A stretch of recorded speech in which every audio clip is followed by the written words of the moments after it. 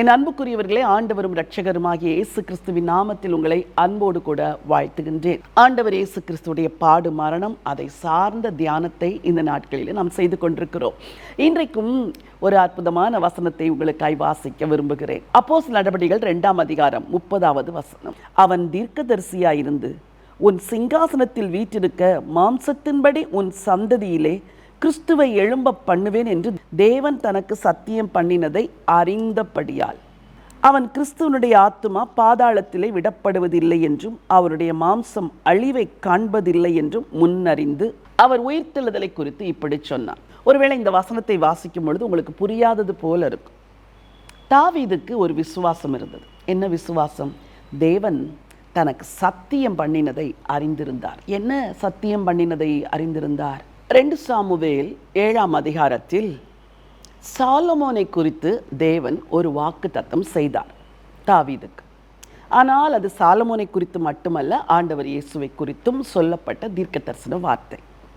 தாவீது இந்த வாக்குத்தத்தத்தை, இந்த உடன்படிக்கையை பெற்றவுடன் கண்ணீரோடு ஆண்டவரிடத்தில் ஒரு காரியத்தை சொல்லுகிறார். தேவனே, நீர் வெகு தூரமாயிருக்கும் காலத்து செய்தியை மனுஷர் முறைமையா எனக்கு சொன்னீர் என்று ஜெபிக்கிறார்.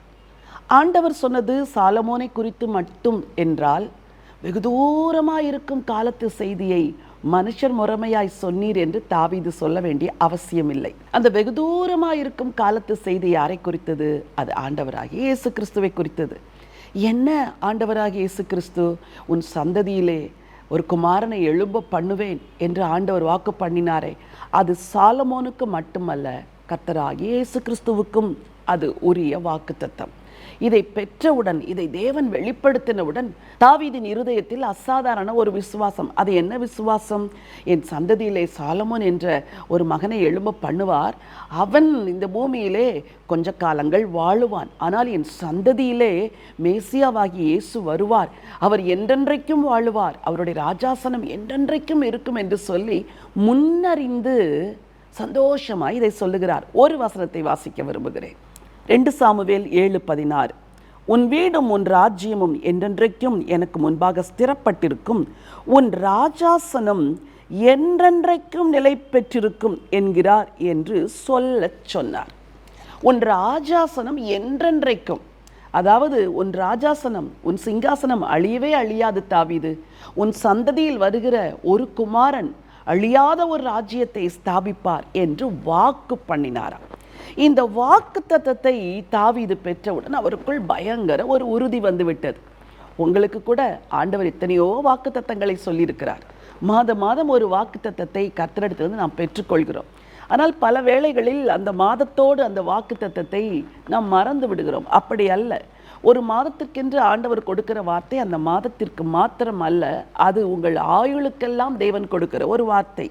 அது என்றென்றைக்கும் உங்கள் வாழ்க்கையிலே கிரியை செய்ய போதுமானது. ஆகவே அப்படிப்பட்ட ஒரு வாக்குத்தத்தத்தை பெற்றவுடன் அவர் சொல்லுகிறார், கிறிஸ்துவுடைய ஆத்துமா பாதாளத்தில் விடப்படுவதில்லை, அவருடைய மாம்சம் அழிவை காண்பது இல்லை என்று தைரியமாய் தீர்க்க தரிசனமாய் சொல்லுகிறார். இந்த செய்தி உங்களுக்கு என்ன சொல்ல விரும்புகிறது? ஆண்டவரிடத்தில் ஒரு வாக்குத்தத்தத்தை நீங்கள் பெற்றீர்கள் என்றால் அதை தைரியத்தோடு அறிக்கை செய்ய பழக வேண்டும்.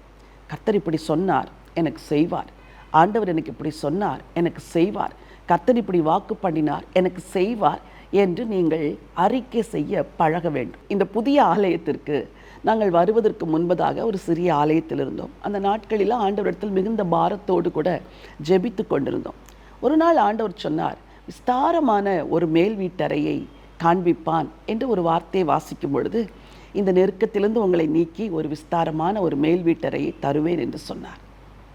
அந்த வார்த்தையை கர்த்தர் கொடுத்தது போலவே விஸ்தாரமான ஒரு ஆலயத்தையும் கொடுத்தார்.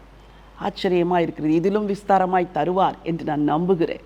ஏனெனில் ஆத்துமாக்களுக்காக பாரப்படுகிற நமக்கு நிச்சயமாய் ஆண்டவர் இதிலும் விஸ்தாரமான காரியங்களை செய்வார் என்று நாங்கள் நம்புகிறோம். அப்படி என்றால் வாக்கு சொன்னவர் வாக்கை நிறைவேற்றுவார் என்று நீங்கள் நம்ப வேண்டும்.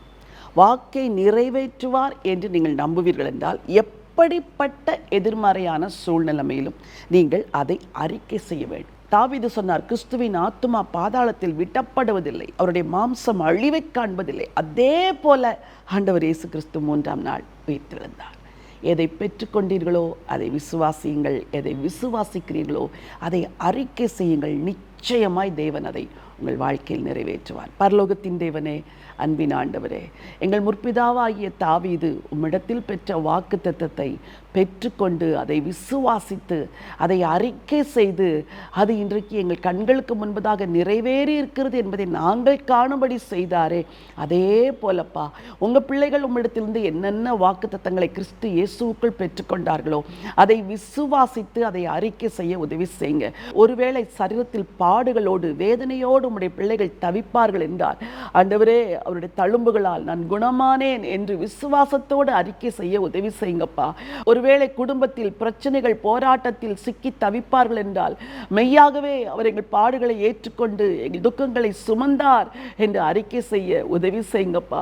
குடும்பத்தில் உள்ள நபர்கள் பாவம் செய்து பாதாள வல்லமையில் சிக்கி கொண்டிருப்பார்கள் என்றால், நம்முடைய மீறுதல்கள் நிமித்தம் அவர் காயப்பட்டு நம்முடைய அக்கிரமங்களின் நிமித்தம் அவர் நொறுக்கப்பட்டார் என்ற வார்த்தையை விசுவாசத்தோடு அறிக்கை செய்து, ஆண்டவரே, ஜெயமெடுக்க கர்த்தர் உதவி செய்ய வேண்டும் என்று சொல்லி ஜெபிக்கிறேன். நம்முடைய ஜனங்களை ஆசீர்வதிங்கப்பா. எதை வாக்கு பண்ணினீரோ அதை நிறைவேற்றுவீர் என்று விசுவாசித்து வாழ்க்கையிலே அதை பெற்றுக்கொள்ள உதவி செய்யுங்க. ஆண்டவர் இயேசுவின் நாமத்தில் பிதாவே, ஆமென். பிரியமானவர்களே, கர்த்தருடைய வார்த்தையின்படியே கர்த்தர் உங்களை நடத்துவார். வாக்குத்தத்தத்தை பெற்றுக்கொண்டீர்கள் என்றால் விசுவாசியுங்கள், அறிக்கை செய்யுங்கள், நடக்கும் என்று நம்புங்கள். அது நிச்சயமாய் நடக்கும். இந்த நம்பிக்கையோடு இந்த நாளை துவங்குங்கள். இந்த நாள் ஒரு வெற்றியின் நாள். God bless you.